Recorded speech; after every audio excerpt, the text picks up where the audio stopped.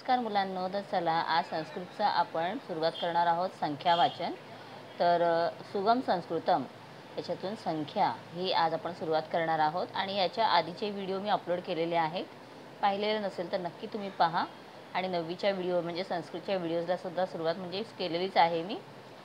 तर चला आपण आता सुरुवात करूया. आणि तुम्हाला व्हिडिओ आवडला तर न चुकता लाईक करा आणि मित्रांबरोबर सुद्धा शेअर करा. तर आता अंक अक्षर तर तुम्ही इंग्लिशमध्ये, मराठीमध्ये, हिंदीमध्ये वाचायला शिकलेलाच आहात.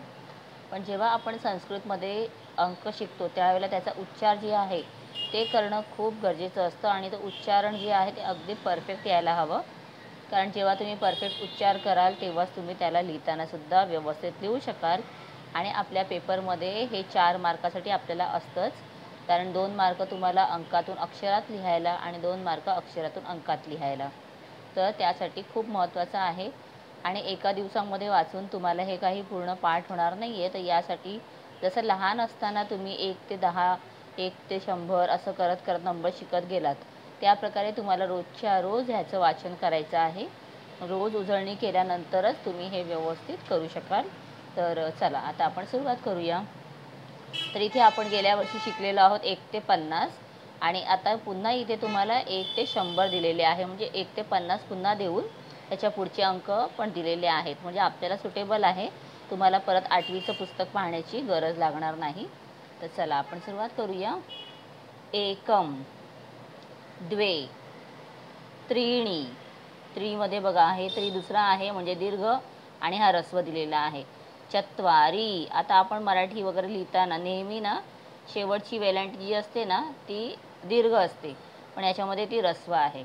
बरोबर, ऱ्हस्व म्हणजे छोटी, दीर्घ म्हणजे मोठी. तर आता इथे ही छोटीच दिलेली आहे. तर या गोष्टी तुम्ही लक्षात ठेवा. पंच. तर इथे डॉट न देता तुम्हाला इथे जेव्हा आपण क च छ ज झ न लिहितो शेवटचं, तर तो जोडलेला आहे इथे. पंच चला जोडलेला आहे. षट, सप्त, अष्ट, नव, दश. पुन्हा एकदा बोलूया. एकम, द्वे, त्रीणी, चत्वारी, पंच, षट, सप्त, अष्ट, नव, दश. एकादश, द्वादश, त्रयोदश, चतुर्दश. तर चतुर म्हणजे हा रफार आपण आधी घ्यायचा. र दश, चतुर्दश. पंचदश. बघा इथे पंच आहे, सेम पंच आणि त्याच्याबरोबर दश, पंचदश. पण षटचं काय झालेलं आहे? षोड. तर इथे म्हणायचं आहे षोड. षटचं काय झालेलं आहे? षोड. तर षोडदश. सप्तदश, अष्टादश.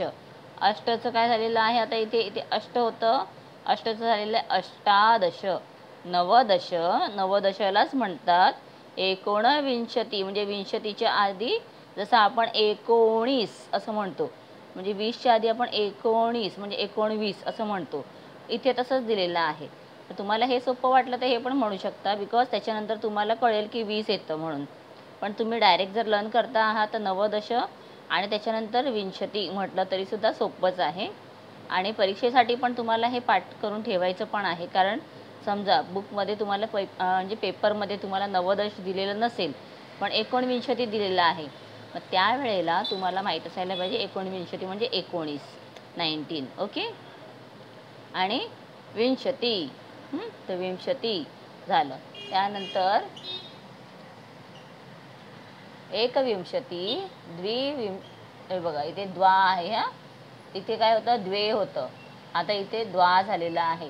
द्वाविंशती, त्रयोविंशती, चतुर्विंशती, पंचविंशती, षट. आता इथे काय झालेलं आहे? षट. षड. इथे काय झालेलं बघा, कुठे गेलं? हां, इथे षोड झालेलं. आता इथे काय झालेलं आहे? षड. षडविंशती, सप्तविंशती, अष्टाविंशती, नवविंशती. आता त्यालाच आपण 39 पण म्हणू शकतो. 63, 39, 63. हे पण सोपं आहे, तसं काही डिफिकल्ट नाही आहे.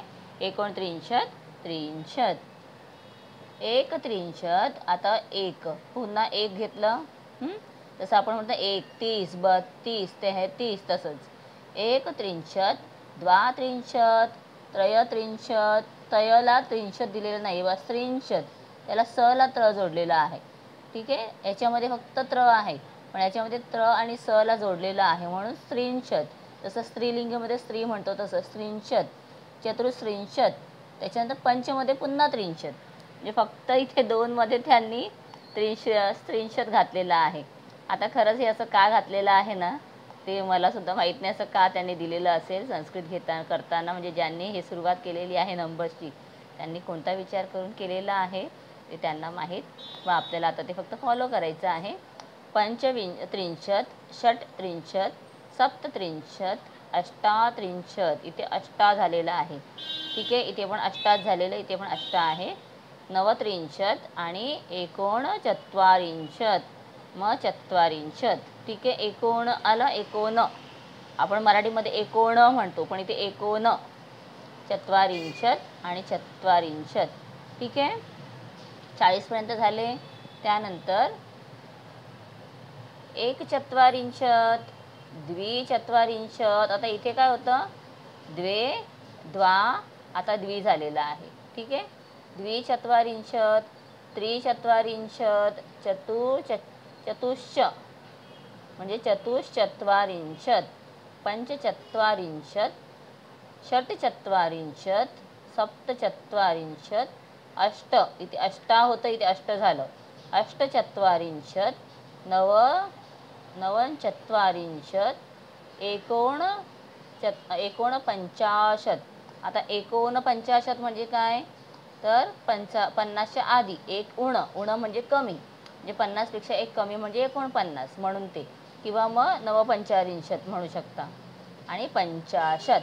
ठीक आहे, त्यानंतर एकपंचाशत, द्विपंचाशत, त्रिपंचाशत, चतुश्च. बघा, चतुष्पंचाशत. आता हा इथे श जोडलेला आहे.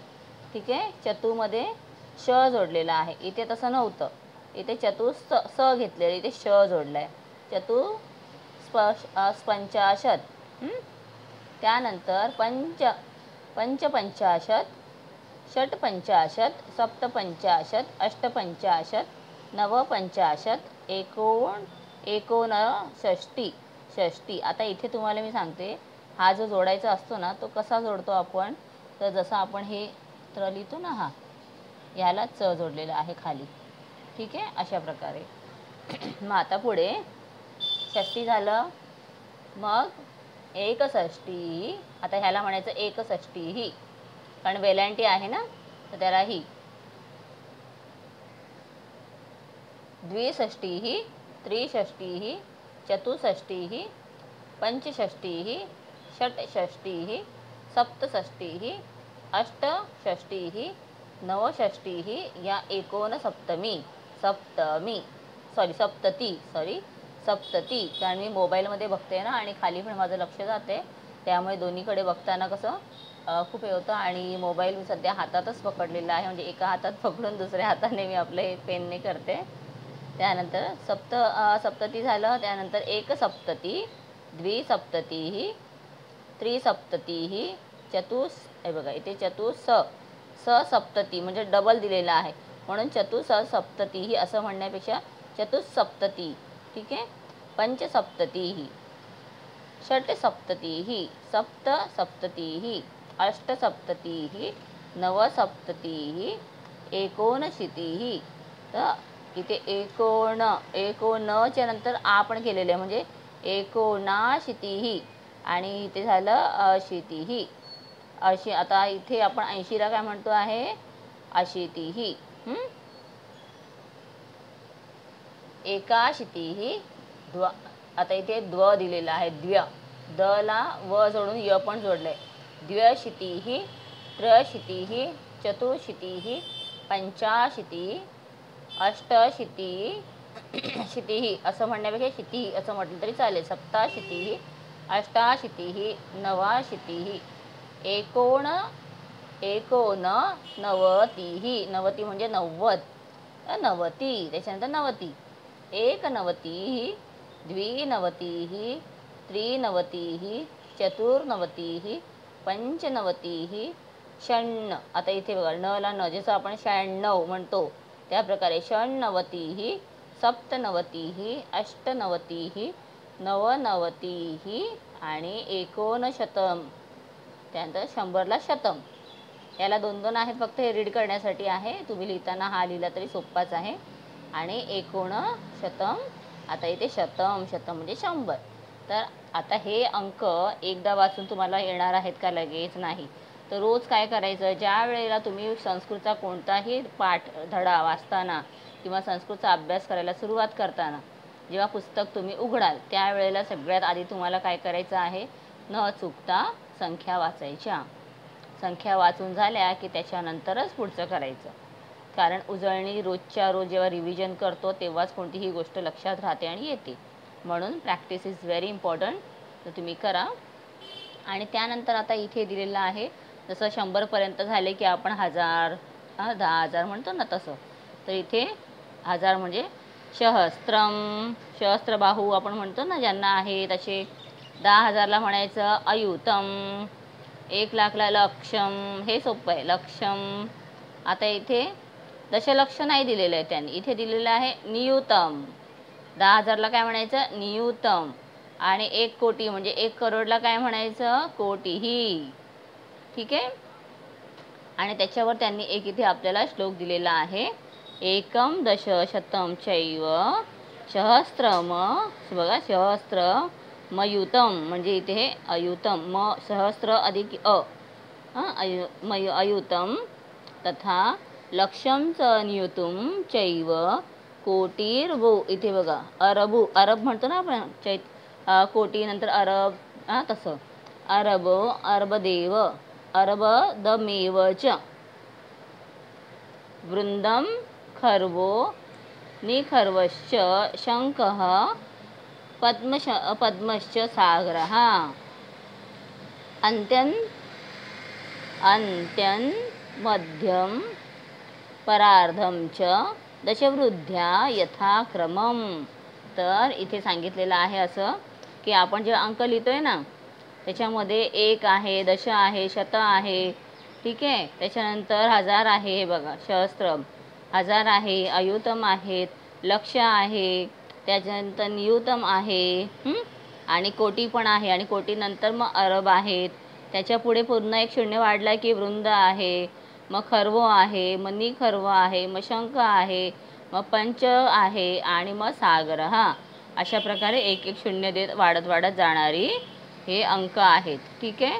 जसं आपण मराठीमध्ये म्हणताना एकक, दशक, शतक, 1000, 10,000, लक्ष, दशलक्ष, कोटी, दशकोटी, त्याच्यानंतर अरब, अरब, 10 अरब, मग म्हणतो आपण संख्या. अशा प्रकारे आपण पुढे जातो. तसं इथे दिलेलं आहे. ओके मुलांना, चला. आणि त्याचबरोबर ना तुम्हाला एक सुंदरसा खेळ दिलेला आहे, क्रीडा संख्यान्वेषणम. जे तुम्हाला इथे एक खेळ दिलेला आहे, तर तो काय करायचा आहे, तुम्हाला संख्या अन्वेषण म्हणजे शोधायचे आहेत. तर तुम्हाला संस्कृतमध्ये इथले अंक हे घेऊन बसायचं. संस्कृतमधून एक जण हा नंबर कोणताही म्हणणार आणि दुसऱ्याने तो शोधून इथे अंडरलाईन करायचा किंवा सर्कल करायचा. इथे सर्कल करायला सांगितलेलं आहे. खूप गिचमिड होणार ना, तर तुम्ही ते पण करू शकता. किंवा असं मोठा टेबलचा एक बोर्ड घ्यायचा, त्याच्यावरती कॉईन्स घ्यायचे आणि ते ठेवायचे. अशा प्रकारे तुम्ही खेळा. आणि त्याच्याने ना तुमचं संख्या वाचन जे आहे ते आणि आयडेंटिफाय करायचं, ते दोन्ही पण स्किल जे आहेत ते डेव्हलप होतील. ओके. सो आय होप तुम्हाला हे कळलेलं आहे. तर व्हिडिओ खूप मोठा न करता मी इथे स्टॉप करते.